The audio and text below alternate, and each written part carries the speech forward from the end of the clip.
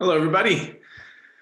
Let's get gubby. Let's talk about. We are going to do a very brief review of every country that we cover as a case study in this class. And what I'm going to do is I'm going to tell you basically the two or three big picture ideas that that can be attached to each country. Now, certainly, no country can be really summed up in two or three ideas.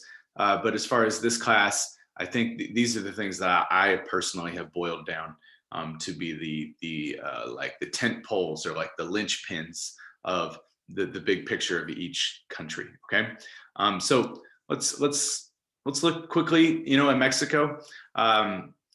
Mexico, the first idea would be democratization. So this idea stems back to the dominance of the PRI for 60, 70 years, and then slowly losing control through different actions like the splitting up of the country, the promoted transparent, the increased transparency in elections through the IFE, and then eventually, opposing political parties winning elections, elections becoming more free and fair. The rule of law is definitely still an issue in Mexico, which kind of leads to the next bullet point, the continued struggle with cartels from within the country. So the struggle of sovereignty from the national government is another big issue for Mexico, and the spinoff towards corruption. And really, there's a strong connection between the idea that the country, on one hand, is becoming more democratic as far as its institutions are concerned, but on the other hand, there are some major hurdles to become fully democratic, and that largely is attached to cartels and corruption. The other big picture idea for Mexico would be its relationship with the United States, both in economic development and other issues, specifically like economic development as far as the case study we look at. You can look at maquiladoras and the economically liberal policy of allowing the United States to own companies in Mexico to take advantage of Mexican labor. The policies of NAFTA, right, North American Free Trade Agreement, that really changed population in Mexico, benefited one side of the country, the North more than the South, gave rise to the Zapatista rebellion. So there's really lots of things that you can spin off from that. And then that turned into the USMCA, which is basically NAFTA 2.0, a economically liberal free trade agreement between the United States, Mexico, and Canada. Those are the three big pictures that you can kind of, if you were to like create a web, right, you put those three things in the middle, you could really spin off lots of different things about Mexico, course themes attached to those three ideas. Okay, the United Kingdom, gradualism. The United Kingdom is an example of a liberal democracy, the best example of a liberal democracy we're going to look at in this class, but it has not always been that case. It gradually became a democracy over really like 800 years. 1215 was kind of the beginning. Then slowly citizens began to gain more freedoms, civil rights and liberties. Remember, a democracy is civil rights and liberties, free and fair elections. And that didn't happen overnight. It happened gradually. So that is the concept of the United Kingdom in its kind of quest towards democracy. It's also important to understand when we look at countries that are kind of developing democracies, that even in the biggest case study we look at, it doesn't happen overnight. Okay. Another issue with the UK is that it is a multi-nation state, meaning it is not a country. It is not a single country, actually. It is a kingdom of countries. The United Kingdom is England, Northern Ireland, Scotland, and Wales. And it is ruled under one government. So that leads to the concept of devolution. That is when a central or unitary government devolves power to regional governments. And that largely happened because of the war in Northern Ireland. That was largely because of religious differences. So all of these can be spanned off from that. Okay. And then currently, we can look at the United Kingdom's current political situation, the rise of nationalism, the rise of populism, and explaining, and that is not just in the UK, it is around the world. explaining the politics that led into Brexit, the British exit from the European Union. Also, economic policies as they're related to Brexit are you can definitely kind of follow that train of thought quite a ways. So these are three big ones for the UK. China, really, I just came down to two. And I think if you understand these two, I think you'll understand really the big picture of China. There might be one more that might be like its like international role. But really the idea of authoritarian rule starting in starting, thousands of years ago under China's dynastic rule and family rule, all the way up into 1949, the Chinese Communist Revolution, where the country was ruled by, created a communist state, which was truly a communist state for quite a few years, 27 years, I guess, top of my head. And then in 1980, it started to liberalize their economy. Remember, Deng Xiaoping shows up and says the open door policy, we're going to open the Chinese economy to the rest of the world. However, we're going to maintain this authoritarian rule. And that can also be looked at, ethnic minorities in different parts of the country that the Chinese government continues to restrict the civil rights and liberties of, particularly the Uyghurs in Eastern China, who have currently just been, the Chinese government's approach toward was just labeled as actually a genocide, which is a intensely heavy word and description of the Chinese government's approach towards the Uyghur population. We know that there are millions of these people in prisons, held basically without charges, just because of the fear the government has that they might rebel. And there are instances of rebellion, so that fear isn't entirely unwarranted, but this is an example of authoritarian rule. Also an example of how the government divides up, administrative regions to allow autonomous regions to have Tibet, Xinjiang, all these groups that are these parts of the country that are allowed autonomy, but basically just doesn't give them the same amount of resources. It doesn't give them necessarily more civil rights and liberties. Freedom of religion, perhaps a bit, but beyond that, not much. Okay. And then we're going to go to Russia.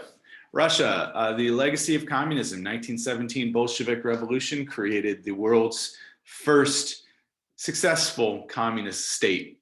And that continued till 1991. But then that is a long time for a communist state to exist. Created, it surpassed multiple generations. And then what happened is the country decided to become capitalist overnight, and that's Yeltsin's shock therapy, which led to, this is kind of related to the legacy of communism, complete state control to complete private control, which led to the rise of the oligarchs, and the power was centralized in a few people. Okay, now what happened is Putin came to power in 1999, 2000, and he realizes he kept much of the same model. And oh, hold on, I'm filming right now, but well, come here, you guys show everybody Pikachu. I do? Yeah, I'm filming, so this will be on here. Let's everybody check out Pikachu, everybody. That's not Pikachu. What is it? It's a groundhog, my bad. Check out the groundhog. All right, cool. So we're talking about Putin and the rise of the oligarchs. Well, that'd be Pikachu. I thought it was from a distance. That's clearly a groundhog. All right, so then you have centralization of power under Putin, where he strips power away from the oligarchs because he wanted power within his own, like really entirely with him. He allows many of them to continue to exist as long as they pledge loyalty. If they don't, then they're out. So beyond just centralizing power, he centralized the economy a little bit because he also realized that it was a tool to centralize power, to take a little bit of power away from economic power away from private individuals. He nationalized many corporations, etc. Gazprom is a great example. And although oligarchs still do have significant power. And also the continuation of the Cold War that started during the communist regime of Russia, which focused, has focused on basically the East, or not the East, but Russia against the West. And there have been economic kind of battles through sanctions placed on Russia for different reasons. And then also Russia is continuing to compete with the United States and the West for influence throughout the world. You can see that in Syria. You can see that in other Middle Eastern countries, in Iran. So that is a continued kind of international influence that you can see. Okay, so Iran. Iran is a example of a theocracy, a government that is run by religion. Of course, it wasn't always run by religion. It used to be run as a monarchy by the Shah, like a Persian king, as kind of through the West. So you have this currently, in 1979, it became the Islamic Republic of Iran, and you have this current Islamic governmental regime that is dominated by clergy members, but it used to be propped up by the West. So you continue to see this resentment towards the West, because the West, the United States, Western Europe, that's what we're talking about, continues to try to kind of covertly, under the radar, meddle in Iranian affairs. They are often accused of trying to stir up unrest. A lot of that unrest is actually entirely from Iranian citizens, which gets to the next piece, is this age difference. So I think the majority of the population of Iran is under 35 or something like that. I think that's about right. And the thing is with that age is people that were born after the Islamic Revolution. So they don't understand what life is like beforehand. So they don't have the same resentment towards the West. They kind of have the same rhetoric, meaning like language and feeling, this kind of cultural vibe, but they don't have the same animosity towards the West as an older, more conservative revolutionary might have. So that age gap really drives many protests, and young people are just upset about a corrupt Iranian government and don't necessarily see it as a puppet for the West. So you have this kind of age discrepancy in Iran, which is huge. Okay, and then the last one would be Nigeria. You have the dependency theory, which would be the theory that